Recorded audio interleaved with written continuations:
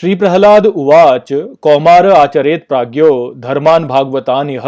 दुर्लभम मानुषम जन्म तदप्य ध्रुवम अर्थदम। नमस्कार मित्रों। ये जो श्लोक है यह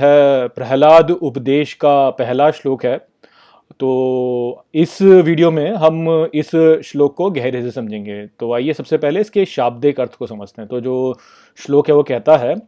श्री प्रहलाद उवाच, अर्थात श्री प्रहलाद ने कहा, कौमार आचरेत प्राज्ञो, अर्थात युवक ऐसे आचरण करे जो ज्ञान, धर्मान भागवतान यह, अर्थात धर्म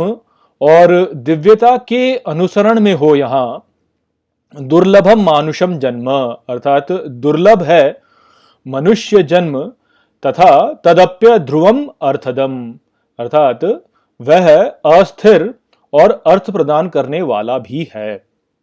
तो यहाँ पर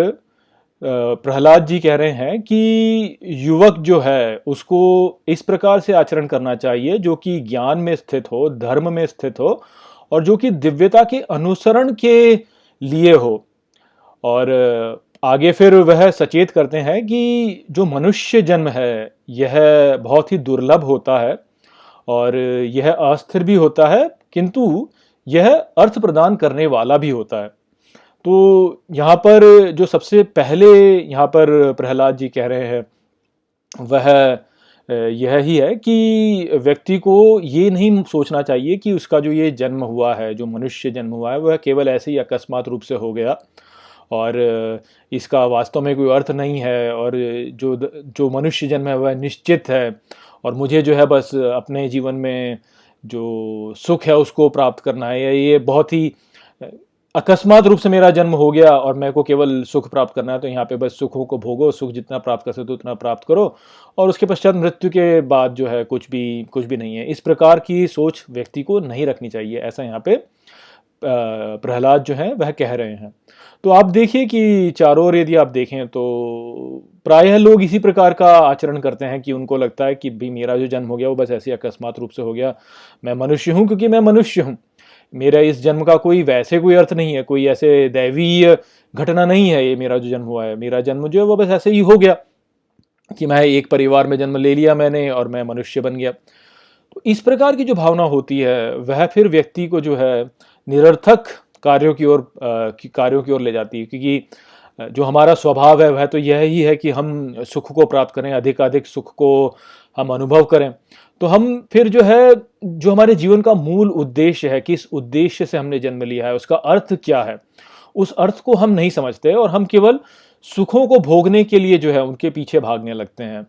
तो इस प्रकार से जो है हम खो जाते हैं। हमारा जो मानव जन्म है, जो ये मनुष्य जन्म हमको मिला है, वो क्यों मिला है हमको, उसके पीछे का उद्देश्य क्या है, किस अर्थ से हमको ये जन्म प्रदान किया गया है, हमारे जो दैवीय कर्म जो है, दैवीय स्थिति इस प्रकार से क्यों बनी है कि हमको ये मनुष्य जन्म दिया गया है, उस पर हम ध्यान फिर केंद्रित नहीं करते हैं, हम केवल सुखों को भोगने के पीछे भागने लगते हैं। तो ऐसे जो होता है हम वास्तव में अपने जीवन के उद्देश्य को समझ नहीं पाते और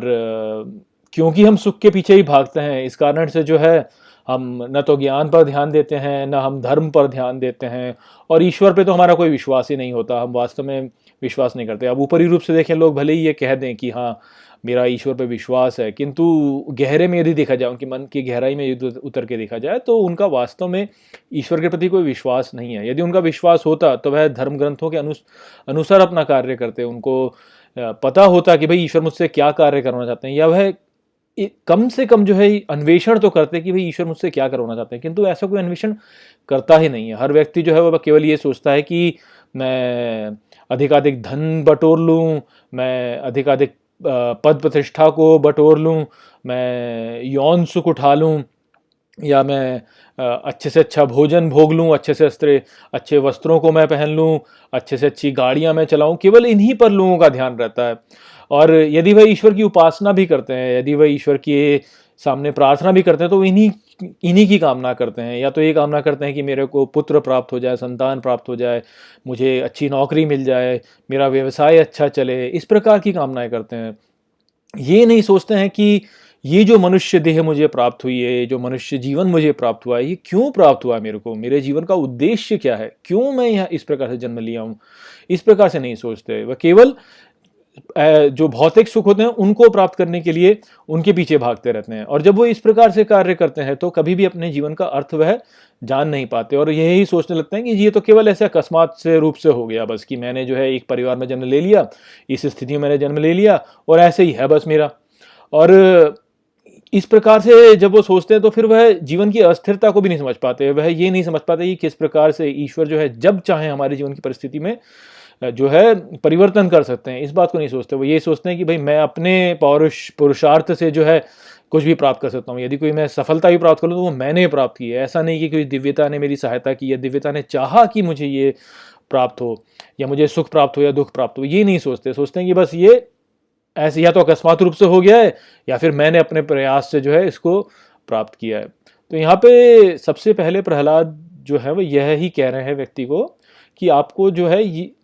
इस बात ऐसे नहीं सोचना चाहिए, आपको ये सोचना चाहिए कि मेरा धर्म क्या है और मेरे जीवन का अर्थ क्या है, और दिव्यता में विश्वास होना चाहिए कि जो दैव है, जो दिव्य परिस्थितियां हैं वो किस प्रकार से बन रही हैं ताकि मेरा जीवन जो है वो एक दिशा में जा रहा है। और ये जो कार्य ये व्यक्ति को युवावस्था से ही करना चाहिए। ऐसा नहीं है कि व्यक्ति जो है वह वृद्धावस्था तक जो है इसकी प्रतीक्षा करे और तब वृद्धावस्था में जो है वह यह आत्मान्वेषण करे, नहीं। अन्वेषण जो है व्यक्ति को युवावस्था से ही आरंभ कर देना चाहिए, क्योंकि जितना अधिक समय आपके पास में होगा अन्वेषण करने का, उतना अधिक जो है आप दिव्यता की ओर अग्रसर हो सकेंगे, उतना ही अधिक जो है आप दिव्य आप जो है अपने जीवन को सार्थक बना सकेंगे। यदि आपने युवावस्था में ही अपने जीवन को सार्थक नहीं बनाने का प्रयास किया तो आपकी आधी आयु तो ऐसे ही निकल जाएगी, आप लोगों लगेगा कि मैंने तो सब कुछ व्यर्थ ही कर दिया। तो युवावस्था से यदि व्यक्ति जो है वह इस प्रक्रिया में लग जाए कि वह ज्ञान प्राप्त करने का प्रयास करे, वह धर्म को समझने का प्रयास करे और वह दिव्यता का अनुसरण करे, वह ईश्वर में विश्वास करे और ईश्वर से ज्ञान प्राप्त करने का प्रयास करे